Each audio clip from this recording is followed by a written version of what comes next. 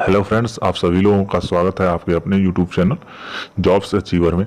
तो आज मैं बात करूंगा उत्तर प्रदेश समीक्षा अधिकारी के बारे में। उनका वेतनमान क्या है, आयु सीमा क्या होगी, यहाँ तक कि सिलेबस को भी इस वीडियो में कवर किया जाएगा। तो सारे जानकारी यहाँ पे दिए जाएंगे। पेपर 1 हो, प्रीलिम्स होगा, मेंस होगा, जो भी है, तो इन सभी के बारे में डिटेल्स में मैं जानकारी यहाँ पे दूंगा आप सभी को। तो आप चैनल पे बने रहें और वीडियो को अंत तक देखें और वीडियो को एक लाइक ज़रूर कर दीजिएगा ताकि मुझे मोटिवेट हो सकूं अगली वीडियो बनाने के लिए। तो चलिए वीडियो को स्टार्ट करते हैं। उससे पहले अगर आप चैनल पर नए हैं तो चैनल को एक सब्सक्राइब जरूर कर दीजिएगा और बेल नोटिफिकेशन को दबा दीजिएगा ताकि आपको ऐसे ही अपडेट्स मिलते रहें।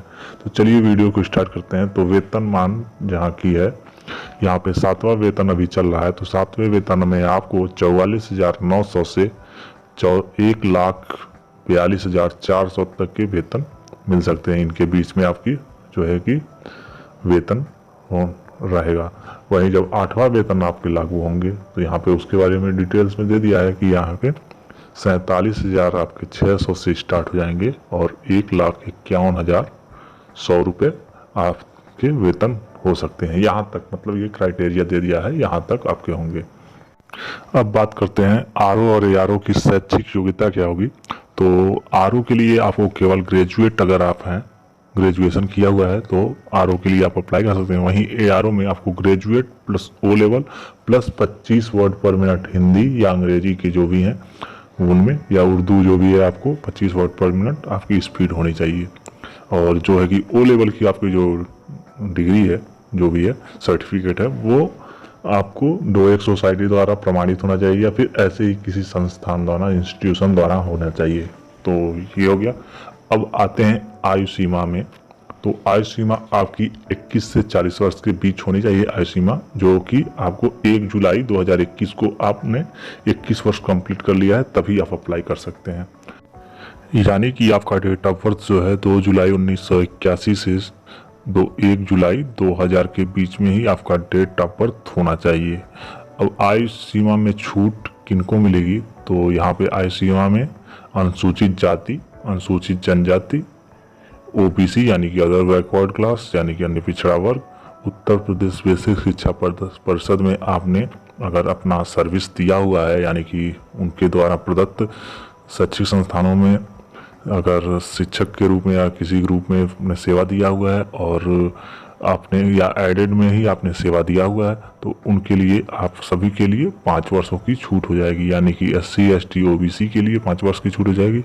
और इसके अलावा अगर एक्स सर्विस यानी कि एक्स आर्मी में है, आप सेना में अगर 5 साल या इससे ऊपर आपने सर्विस दिया हुआ है, सेवा किया हुआ है देश का, तो आपको इसमें भी आपको 5 वर्ष की छूट मिलेगी। यानी कि आपकी उम्र 21 से फिर 45 वर्ष तक आप दे सकते हैं, आरओ और एआरओ के एग्जाम में बैठ सकते हैं।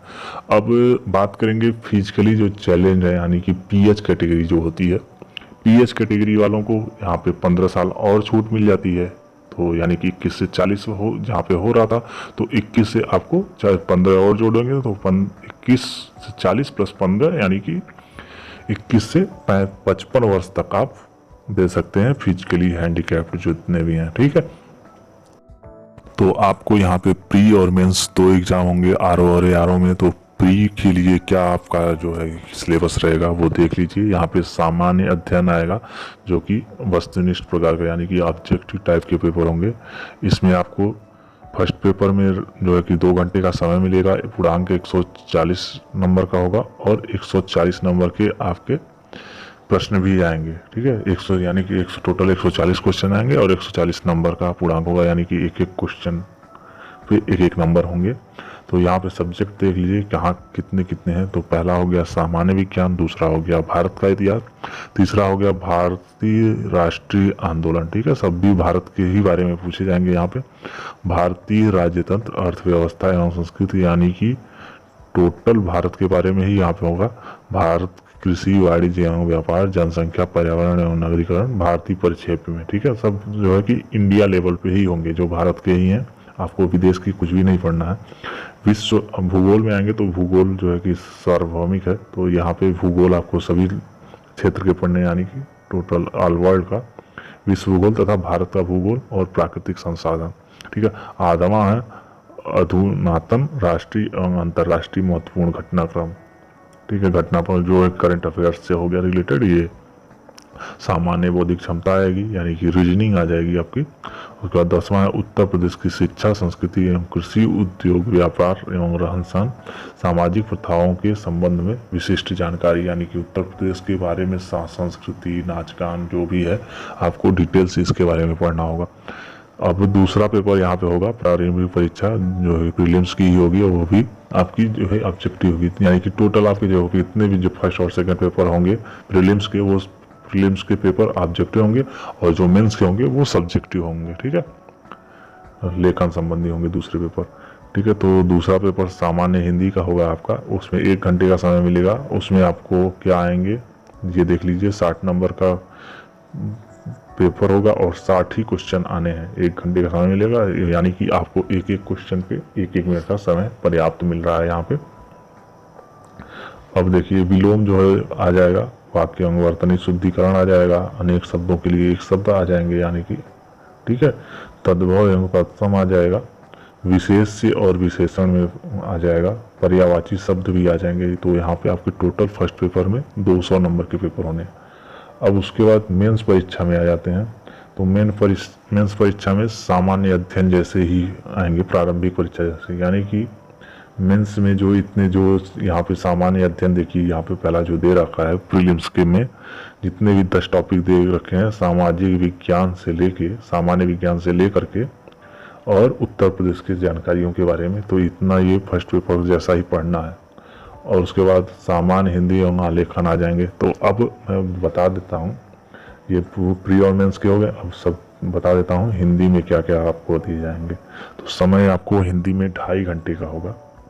ठीक है, पहला क्वेश्चन देखिए यहाँ पे आ जाएगा गद्यांश शीर्षक सारांश से रिलेटेड, 21 नंबर का होगा। दूसरा क्वेश्चन आ जाएगा किसी दिए हुए सरकारी पद का सारणिक में सारा लेखन आ जाएंगे, पत्र लेखन यानी कि। उसके बाद पत्राचार आ जाएगा यहाँ पे, और 3 ऑप्शन मिलेंगे, इसमें से आपको एक करना रहेगा, वो 24 नंबर के होंगे। उसके बाद परिभाषित शब्दावली, जैसे अंग्रेजी से हिंदी में आपको कन्वर्ट करता है, हिंदी से अंग्रेजी में भी कन्वर्ट करना है। ठीक है, 5 शब्द होंगे और इनके मार्क्स भी दिए हुए हैं डिटेल्स में। कंप्यूटर ज्ञान भी आ जाएगा। अब खंड 2 में आ जाएगा सामान्य शब्द एवं व्याकरण वस्तुनिष्ठ, ये ऑब्जेक्टिव टाइप के होंगे। विलोम, वाक्यवर्तनी, हिंदी। अब हिंदी निबंध तीसरा जो होगा हिंदी निबंध होगा, 3 घंटे का पेपर होगा। और जो कि ये दे रखे हैं टॉपिक्स दे रखे हैं, पहला, दूसरा, तीसरा में साहित्य और संस्कृति, सामाजिक क्षेत्र, राजनीतिक क्षेत्र, तो सभी में एक एक टॉपिक आपको चूज करना है और उसके बारे में आपको निबंध लिखना है।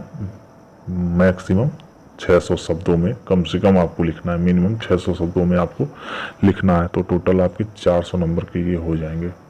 अब वहीं इंग्लिश में भी, जैसा कि इंग्लिश में अगर में है आप, तो इंग्लिश में भी सेम ही है। ठीक है, ट्रांसलेशन जो है कि इंग्लिश टू हिंदी में ट्रांसलेट करना है, इंग्लिश टू हिंदी एक्सट्रेट करना है, वहीं इंग्लिश टू हिंदी करना है, सेक्शन 2 में भी करना है। और जो है कि सब कुछ आ जाएंगे, टेक्निकल ऑफिशियल वर्ड आएंगे और ट्रांसलेशन, अब हिंदी में ट्रांसलेशन, उसके बाद सिलेबस पार्ट में ट्रांसलेशन आ जाएंगे। वहीं उर्दू में आपको उर्दू में ट्रांसलेशन वगैरह करना है, यही सब है।